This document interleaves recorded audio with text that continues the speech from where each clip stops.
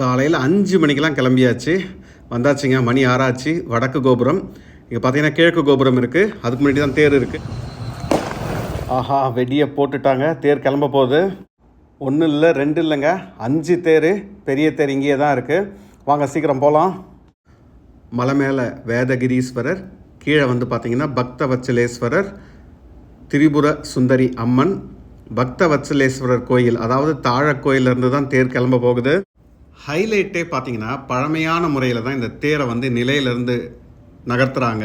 எவ்வளவோ டெக்னாலஜி இருந்தாலுமே அந்த கட்டையை போட்டு அது மூலமாக தான் இந்த தேரை நகர்த்துறாங்க. இதை பார்க்குறதே ரொம்ப அழகாக இருக்கும்.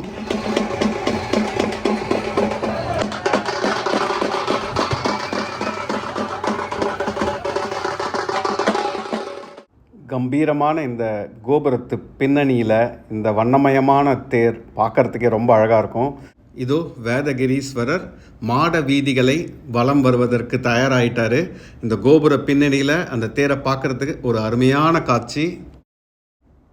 மக்கள் வெள்ளத்தில் அந்த வேதகிரீஸ்வரர் அப்படியே மிதந்துக்கிட்டு வராரு. எவ்வளோ ஒரு கண்கொள்ளா காட்சி பாருங்கள்.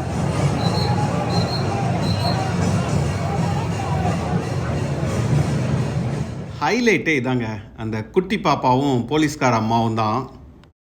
என்னதான் வேலையில் இருந்தாலும் இந்த சிவ வாத்தியங்களுக்கு ஆடாதவங்க யாராவது இருப்பாங்களா?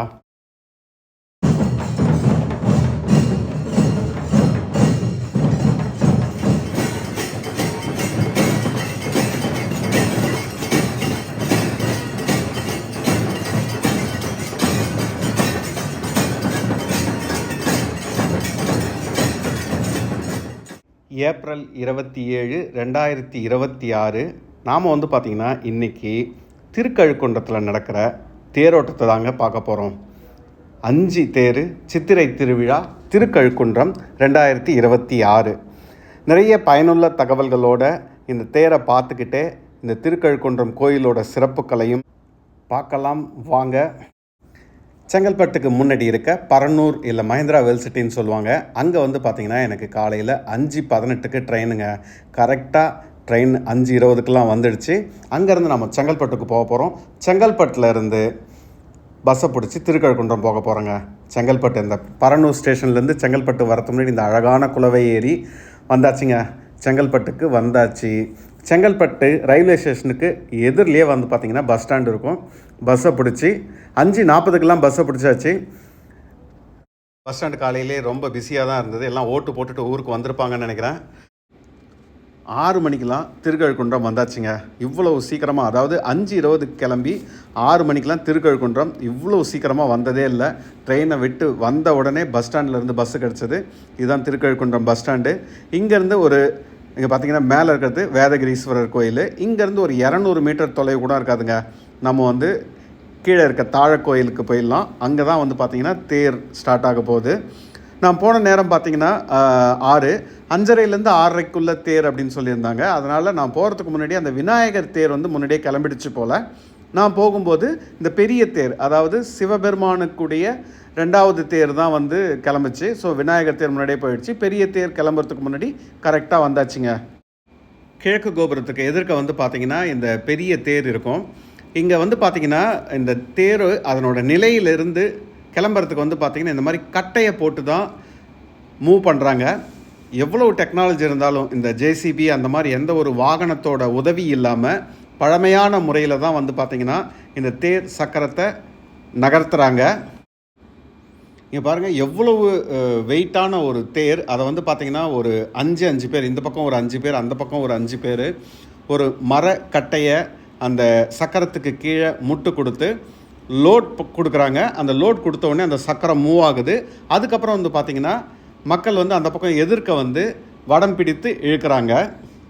இந்த கோபுரத்தோட பின்னணியில் இந்த தேரை பார்க்குறதுக்கு ரொம்பவே அழகாக இருக்குங்க. எவ்வளோ பெரிய விஷயங்களை நம்ம மக்கள் ரொம்ப சாதாரணமாக பண்ணுவாங்க, அது அவங்களுக்கே தெரியாது. இது பார்த்திங்கன்னா இந்த தேர் இவ்வளோ பெரிய தேரை மூவ் பண்ணுறதுக்கு இந்த டீம் ஒர்க்கு, ஒரு கோஆர்டினேஷன், எல்லாருமே ஒருங்கிணைந்து பணியாற்றணும். தேருக்கு பின்னாடி 2 குழு, இவங்க ஒருங்கிணைந்து பணியாற்றணும். இந்த தேர் நகர ஆரம்பித்ததோடனே பார்த்திங்கன்னா முன்னாடி பச்சை கொடி காமிக்கணும். அதுக்கப்புறம் வடம் பிடித்து பொதுமக்கள் இழுக்கணும். எவ்வளோ ஒரு பெரிய வேலை. அசால்ட்டாக நடந்துக்கிட்டு இருக்கு. இந்த தேரை பார்த்துக்கிட்டே இந்த கோயிலோட தல வரலாறு, சிறப்புகள், அமைவிடம் எல்லாத்தையுமே பார்த்துடலாம். இந்த திருக்கழுக்குன்றம் வந்து பார்த்திங்கன்னா செங்கல்பட்டுக்கும் மகாபலிபுரத்துக்கும் மத்தியில் இருக்குங்க. சென்னையிலேருந்து நீங்கள் எங்கே இருந்தாலுமே அதிகபட்சம் ஒரு 2 மணி நேரம் பயணம் இந்த பல்லவர் கால, சோழர் கால, நால்வரால் பாடல் பெற்ற ஒரு பழமையான கோயிலுக்கு எளிமையாக வரலாம். நல்ல அருமையான சாலை வசதி, பேருந்து கனெக்டிவிட்டியும் இருக்குது. அது மட்டும் இல்லாமல் சொந்த வாகனத்தில் வந்தாலும் வண்டியை பார்க் பண்ணுறதுக்கெலாம் நிறையவே இடம் இருக்குங்க. நல்ல ஒரு பெரிய தேர், 60 அடி இருக்குன்னு நினைக்கிறேன். தேர் மூவ் ஆக ஆரம்பிச்சிடுச்சுங்க.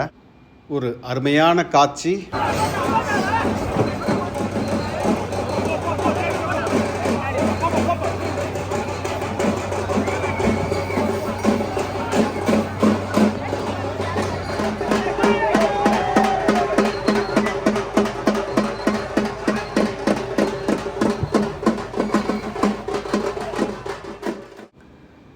தேரை பார்த்துக்கிட்டே இந்த திருக்கழுக்குன்றம் கோயிலோட ஊரோட சிறப்புகளை பார்க்கலாமாங்க. இந்த பேருக்கு ஏற்ற மாதிரியே ஒரு 15-20 வருஷம் முன்னாடி வரைக்கும் பார்த்திங்கன்னா கரெக்டாக மதியானம் 12 மணிக்கு இந்த வேதகிரீஸ்வரர் மலை மேலே இருக்க கோயிலுக்கு 2 கழுகுகள் வரும் அப்படின்னு சொல்லுவாங்க. அங்கே இருக்க அர்ச்சகர்கள் பிரசாதம் படைக்கும் போது அதை உண்டு செல்லும். இது வந்து ஒரு தினந்தோறும் நடக்கிற ஒரு நிகழ்வாக இருந்தது. ஆனால் இந்த காலநிலை மாற்றத்தால் ஒரு 15 வருஷமாக இப்போ வந்து பார்த்திங்கன்னா இந்த கழுகுகள் வருவதில்லை. எந்திரன் படத்தில் கூட இந்த திருக்கழுக்குன்றம், இந்த பறவைகள் இதை பற்றி டச் பண்ணியிருப்பாங்க. ரெண்டாவது முக்கியமான சிறப்புன்னு பார்த்திங்கன்னா சங்கு பிறக்கும். அதாவது இங்கே இருக்க சங்கு தீர்த்தத்தில் ஒவ்வொரு 12 வருஷத்துக்கு ஒரு முறை ஒரு சங்கு உருவாகும் அப்படின்னு சொல்லுவாங்க. இது தல வரலாறு, ஒரு நம்பிக்கை என்னன்னு பார்த்தீங்கன்னா மார்கண்டேயன், நமக்கு எல்லாமே தெரிஞ்ச என்றும் 16 அப்படின்னு சொல்லப்படுற, வயது 16 அப்படின்னு சொல்லப்படுற மார்கண்டேய முனிவர் இந்த தலத்துக்கு வரும்போது, இருங்க இந்த சிவ வாத்தியத்தை கொஞ்சம் ரசிக்கலாமா?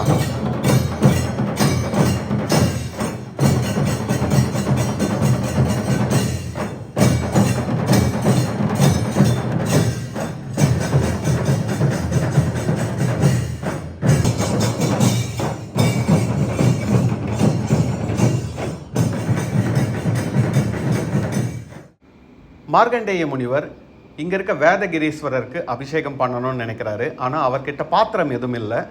சிவனை வேண்டும் பொழுது அந்த குளத்துலேருந்து ஒரு சங்கு உருவாகுது. அது வந்து பார்த்திங்கன்னா இப்போ சங்கு தீர்த்தம் அப்படின்னு சொல்லுவாங்க. அந்த சங்கில் நீரை எடுத்துகிட்டு போயிட்டு அபிஷேகம் பண்ணியிருக்காரு. இப்போவும் பார்த்திங்கன்னா ஒவ்வொரு 12 வருஷத்துக்கு ஒரு முறை சங்கு உருவாகுது அப்படின்னு சொல்கிறாங்க. கடைசியாக வந்து பார்த்திங்கன்னா 2023 சங்கு உருவானதாக சொல்லியிருக்காங்க. 2023 மார்ச் மாதம் நினைக்கிறேன். நானுமே அந்த சங்கு உருவாகிற நிகழ்வு நடக்கும் பொழுது அங்கே போயிருந்தேன். அது சம்மந்தமான காணொலியும் என்னோடய சேனலில் போட்டிருக்கேன், முடிஞ்சால் பாருங்கள். மூணாவது சிறப்பு அப்படின்னு பார்த்தீங்கன்னா இங்கே இருக்க திரிபுர சுந்தரி அம்மன் வந்து பார்த்திங்கன்னா அஷ்டகந்தகம் அப்படிங்கிற ஒரு 8 வகை மூலிகைகளால் உருவாக்கப்பட்டவங்க. அதனால் வந்து பார்த்திங்கன்னா அவங்களுக்கு முழு அபிஷேகம் அப்படிங்கிறது வந்து பார்த்திங்கன்னா வருடத்தில் 3 நாள் மட்டும்தான் நடக்கும்.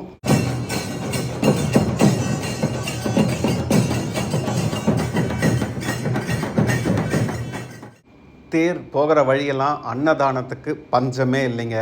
கூழ், மோர்,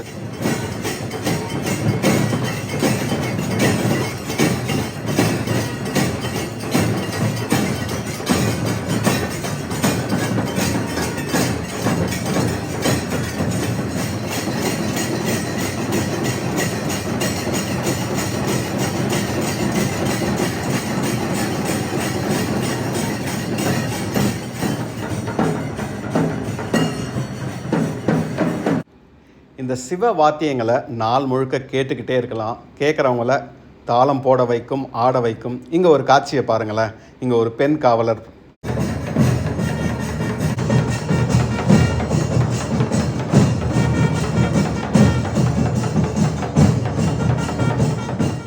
இந்த குழந்தையோட அழகும் இந்த கைலாச வாத்தியமும் அவங்களையும் சின்னதாக ஒரு ஆட்டம் போட வைக்குது.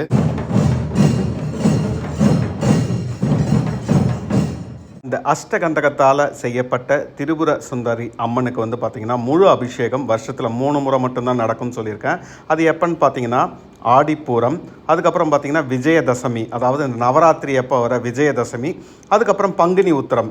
அது மட்டும் இல்லாமல் இங்கே இருக்க அம்மனுக்கு ஆடி மாதம் சிறப்பாக தேரோட்டமும் இருக்குங்க. 4வது சிறப்புன்னு பார்த்தீங்கன்னா 12 வருஷத்துக்கு ஒரு முறை லட்சதீபம் அப்படின்னு நடக்குங்க. லட்சதீப உற்சவம், அதாவது 12 ஆண்டுகளுக்கு ஒரு முறை குரு பகவான் கன்னிராசிக்கு பெயர்ச்சியாகும் நாளில் கங்கை, காவிரி, வைகை உள்ளிட்ட நதிகள் இங்கே இருக்க தீர்த்தத்தில் நீராடி புனிதம் பெற்றதாக நம்பிக்கை. அதாவது கங்கையே இங்கே இருக்க தீர்த்தத்தில் நீராடி அவங்களோட பாவத்தை தீர்த்துக்கிட்டதாக சொல்லுவாங்க. அந்த மாதிரி ஒரு நாளில் 12 வருஷத்துக்கு ஒரு முறை நடக்குது.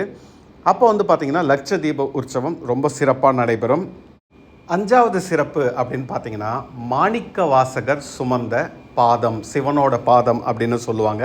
இந்த கோயில் வந்து பார்த்திங்கன்னா 4வராலையும் பாடல் பெற்ற ஒரு தலம். அந்த மாதிரி ஒரு தலத்தில் மாணிக்க வாசகர் அவரோட தலையில் வந்து சிவனோட பாதத்தை சுமந்து வருவார். அந்த பாதம் வந்து பார்த்திங்கன்னா வேதகிரீஸ்வரர் கோயிலுக்கு போகிற வழியில் மலை அடிவாரத்தில் இருக்குங்க. ஸோ இது ஒரு சிறப்பு. 6வது சிறப்புன்னு பார்த்தீங்கன்னா மேலே இருக்க வேதகிரீஸ்வரர் கோயில் வந்து 7ஆம் நூற்றாண்டில் பல்லவர் காலத்தில் கட்டப்பட்டது. அந்த கோயிலுக்கு போயிட்டு கீழே வர வழியில் பார்த்தீங்கன்னா ஒரு பெரிய குடைவரை கோயில் இருக்குங்க. ஒரே ஒரு தூணில் இருக்கிற மாதிரி ஒரு அமைப்பு, ஒரு தூண் கோயில் அப்படின்னே சொல்லுவாங்க. பெரிய குடைவரை கோயில், இறங்கும்போது அதை பார்க்கலாங்க. பல்லவர் கால கோயில். அங்கே உள்ளே பார்த்தீங்கன்னா மூலவருக்கு பின்னாடி சோமாஸ்கந்தர் அப்படிங்கிற மாதிரி ஒரு அமைப்பு இருக்கும். அதாவது லிங்க ஸ்வரூபத்துக்கு பின்னாடி வந்து பார்த்திங்கன்னா சிவனும் பார்வதியும் நடுவில் முருகனும் இருக்கிற மாதிரி இருக்கும். சோமாஸ்கந்தர் அப்படின்ற அமைப்பு பழைய பல்லவர் கால கோயிலில் மட்டும்தான் பார்க்க முடியும். 7ஆம் நூற்றாண்டு, கிட்டத்தட்ட 1300 வருஷத்துக்கும் பழமையான கோயில். 7வது சிறப்புன்னு பார்த்திங்கன்னா கீழே இருக்க தாழக்கோயிலில் இருக்க சிற்ப வேலைப்பாடுகள், அதுவும் அந்த நடராஜர் மண்டபத்துக்கு முன்னாடி இருக்க தூண்கள், அப்பப்பா எவ்வளவு பெருசு, எவ்வளவு பிரம்மாண்டம். இது அம்மனோட தேர். ஸோ அந்த சிற்ப வேலைப்பாடுகள் ரொம்ப நிறைந்து இருக்கும். ஒவ்வொரு தூண்மையுமே நின்று நிதானமாக ரசிக்க வேண்டியதாக இருக்கும். அதே மாதிரி அந்த திரிபுர சுந்தரி அம்மன் கோயிலுக்கு முன்னாடி இருக்க தூண்களும் ரொம்ப அழகாக இருக்கும். அங்கேருந்து மேலே இருக்க வேதகிரீஸ்வரரை பார்க்குற மாதிரி அழகாக இருக்கும். இங்கே பார்த்தீங்கன்னா முருகனுக்கான தேர் இருக்குது. பின்னாடியே வந்து பார்த்திங்கன்னா சண்டிகேஸ்வரருக்கு தேர் இருக்குது. சண்டிகேஸ்வரர் தேர் வந்து பார்த்திங்கன்னா போன வருஷம்தான் புதுசாக செஞ்சுருந்தாங்க. இந்த மலை கோயில் வந்து பார்த்திங்கன்னா ஒரு 300 அடி உயரம், ஒரு 560 படிக்கட்டுகள் இருக்கும்னு நினைக்கிறேன். காலையில் 8:30 மணிலேருந்து 9 மணிக்கு தான் இந்த மலை கோயிலுக்கு மேலே போகிறதுக்கு அனுமதி கொடுப்பாங்க. ஆனால் கீழே இருக்க தாழக்கோயில் வந்து பார்த்திங்கன்னா 6 மணிக்கே திறந்துடுவாங்க.